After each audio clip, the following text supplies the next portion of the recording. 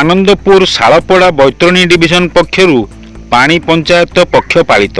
केन्दुझर जिला आनंदपुर शालपड़ा स्थित बैतरणी डिविजन पक्षरु पानी पंचायत पक्ष पालित हो जाइछि। एही उपलक्षे आयोजित उत्सव में मुख्य अतिथि भावे आनंदपुर विधायक अभिमन्यु सेठी जोगदे चाषी समस्या दूर करिबारे सरकार और जलसंपद विभाग विफल होइछि बोली मत प्रकाश करथिले।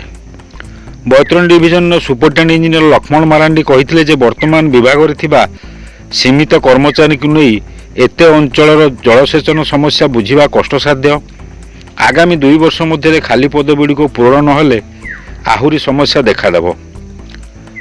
मोट 74 गोटी पानी पंचायत कर्मकर्ता माने जोगदे पानी पंचायत पर स्थायी घर वर्षा दिन पूर्व केनाल मरामती करने और फुटब्रिज निर्माण पर दाबी रखिथिले।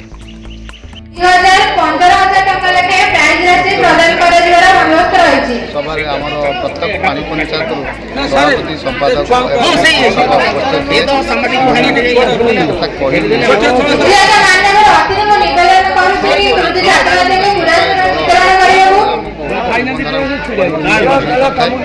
जीवन जड़े कृषि कृषक कार्य जल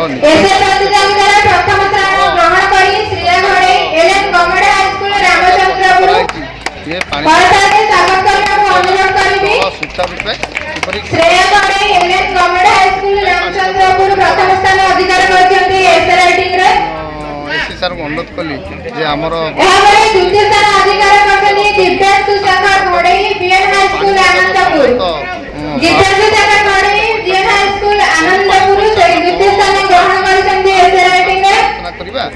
पानी किपर जाए चाषी पाखर पहुँची पानी पंचायत पक्ष पालन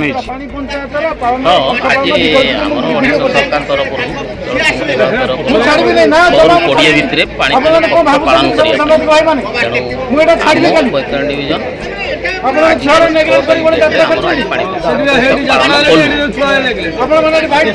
केन्दुझर अमूल्य कुमार जेना रिपोर्ट खोला खबर टीवी।